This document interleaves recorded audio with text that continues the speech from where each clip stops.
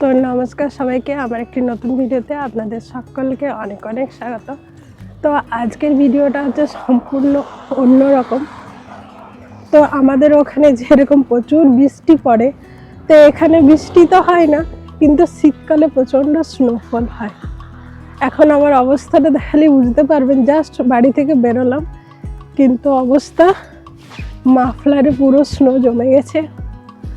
তো তাহলে কোশ্চেন একটাই আছে, তাহলে এত স্নোফলে লোকজন কি করে, কিভাবে ওখানে কাজ যোগ হয়, এত ঠান্ডায় লোকজন কিভাবে কাজ করতে পারে বা কাজে যেতে পারে, তো সব কিছুই আমি আপনাদেরকে বলবো এবং যেতে যেতে এখানের অবস্থাটা একটু দেখাবো। দাঁড়ান একটু রাস্তাটা আপনাদেরকে দেখাই যে কি সিচুয়েশন এখানে রাস্তার রয়েছে।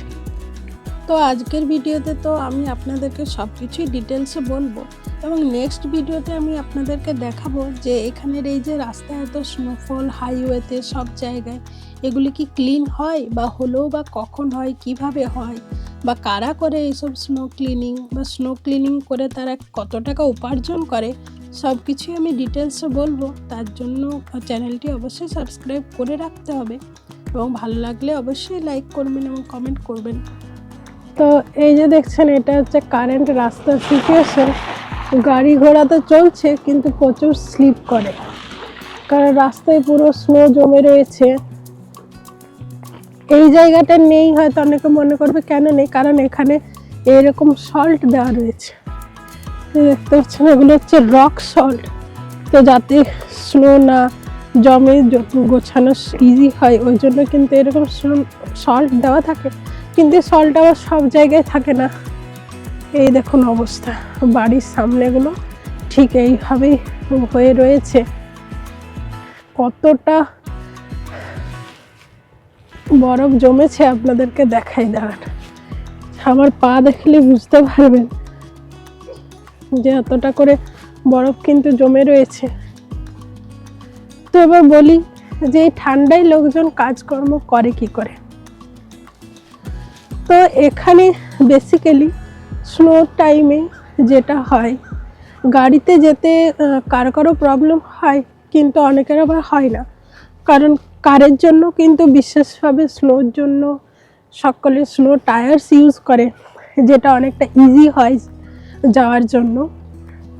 আবার হচ্ছে অফিস বা এইসব রুমগুলোতে কিভাবে কাজ করতে পারে এত ঠান্ডায়, তো এসব জায়গায় এত ঠান্ডায় কাজ করা যায় কারণ হচ্ছে যে এসব জায়গায় কিন্তু যখনই আপনি অফিসের ভিতরে ঢুকে যাবেন তখন কিন্তু আপনি হিটার পেয়ে যাবেন, তো ফলে অনেক ইজি হয়।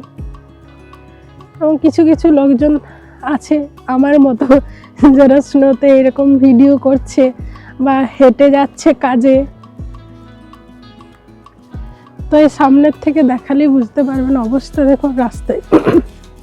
তো এটা হচ্ছে সবই স্নো, তো গাড়ি যাওয়া খুবই ডিফিকাল্ট আজকে স্নোতে। আরেকটা জিনিস, এই স্নোতে কিন্তু বোঝার উপায় নেই কোথায় উঁচু রয়েছে কোথায় নিচু রয়েছে, সব কিছু মিলেমিশে কিন্তু একাকার হয়ে যায়।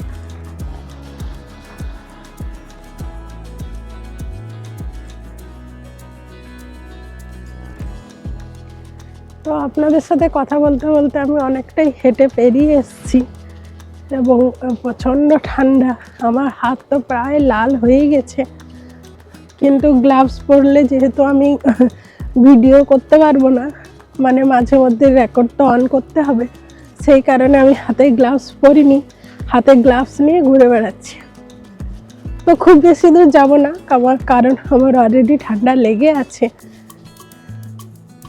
এই দেখুন সিচুয়েশনটা একটু দেখাই, এবং এই ঠান্ডায় প্রচুর গাড়ি রয়েছে যেগুলি হঠাৎ হঠাৎ বন্ধ হয়ে যায়, তো খুবই মুশকিল হয় এখন কমিউট করা।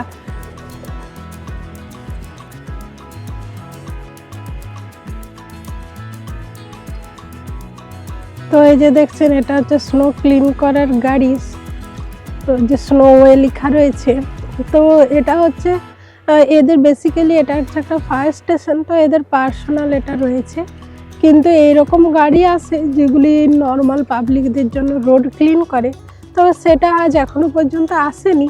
তাই খুবই মুশকিল হচ্ছে কার চালানো। তাই আমরা আর কোথাও আজকে বেরোইনি, ভাবলাম যে আপনাদের সাথে একটু শেয়ার করি। চলুন, এই যে একটা গাড়ি পেরোচ্ছে, কতটা ধীরে ধীরে পেরোচ্ছে দেখতে পাচ্ছেন।